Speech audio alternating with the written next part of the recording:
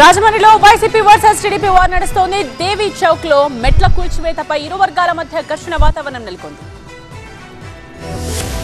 TDP YCP మధ్య రాజమండ్రిలో అగ్గిరాచుకుంది. దేవి చౌక్ లో షాపుల ముందు మెట్ల తొలగింపు ఇరు వర్గాల మధ్య ఘర్షణకు కారణమైంది. స్థానిక ఎంపీ సూచనల మేరకు మున్సిపల్ ప్లానింగ్ అధికారులు మెట్లను కూల్చేస్తున్నారంటూ టీడీపీ నేత ఆదిరెడ్డి తన వర్గంతో ఆందోళనకు దిగారు. కావాలని వ్యాపారస్తులు పొట్టకొట్టాలని చూస్తున్నారంటూ ఆగ్రహం వ్యక్తం చేశారు.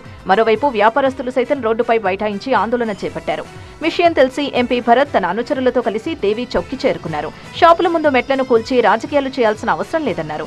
అధికారుల తీరుపై ఆగ్రహం వ్యక్తం చేశారాయన. తనకు చెప్పకుండా మెట్లను తొలగించడం ఏంటంటూ అధికారులపై మండిపడ్డారాయన. వ్యాపారస్తులకు వైసీపీ ఎల్లప్పుడూ అండగా ఉంటుందని హామీ ఇచ్చారు. జరిగినప్పుడు టీడీఆర్లు కూడా తీసుకోలే, మరి అలాంటిది ఇవాళ కొట్టడం అనేది నిజంగా చాలా బాధాకరం. ఇది పూర్తి స్థాయిగా మేము ఖండిస్తున్నాం. వ్యాపారస్తుల పక్షాన వైఎస్ఆర్ కాంగ్రెస్ పార్టీ నేను కూడా నుంచుంటాను కూడా ఈ సందర్భంగా తెలియపరుస్తూ వాళ్ళకి భరోసా కల్పిస్తా ఉన్నాం. ఇక ముందు ఈ రకమైన ఘటనలు జరగకుండా చర్యలు తీసుకుంటామని కూడా తెలియపరుస్తున్నాం. మొత్తంగా మున్సిపల్ అధికారుల మెట్ల కూల్చివేత రాజకీయంగా అగ్గిరాజేసింది.